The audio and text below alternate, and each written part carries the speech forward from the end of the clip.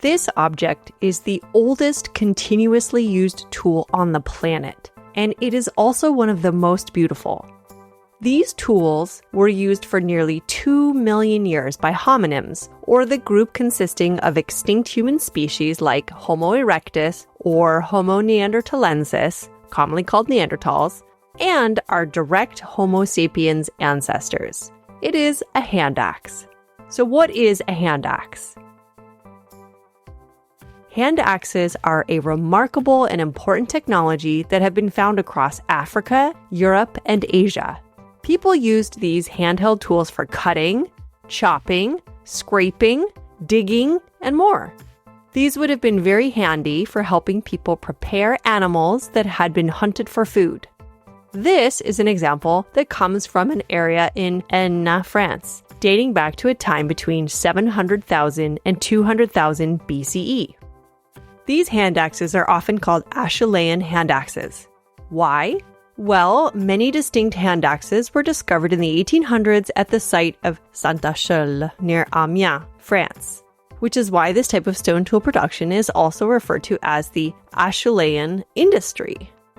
The Acheulean Industry spanned approximately 1.6 million to 200,000 years ago and is characteristic of the Lower Paleolithic period. Paleolithic refers to the Old Stone Age, a period in the prehistoric era preceding written records. With their extremely long history, handaxes are the earliest tools used by humans. Sometimes handaxes are also referred to as bifaces because they were worked on both sides or faces of the stone, as seen in this example and others. Handaxes are usually symmetrical and pear or oval shaped, coming to a point at the top. Both faces of the stone have been flaked, resulting in a distinct rough surface.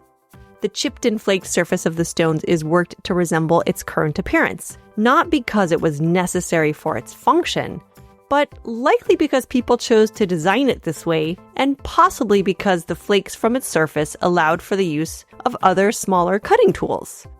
We find them in a variety of different colors.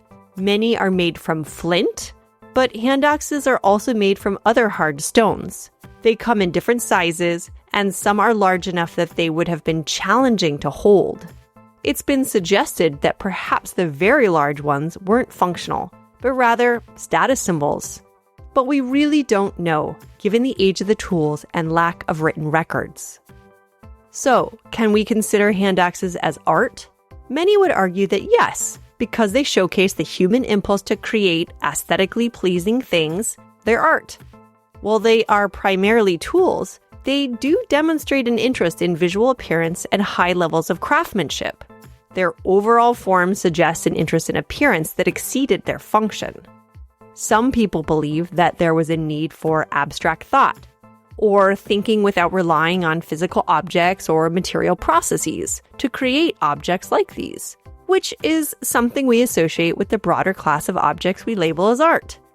For this reason, you can find handaxes like this on display in art museums, such as the Metropolitan Museum of Art in New York City, where these are on display as sculpture. Presenting them as art allows us to recognize the design thinking needed to craft handaxes, as well as their visual appeal. Not everyone agrees with calling them art, however. What do you think?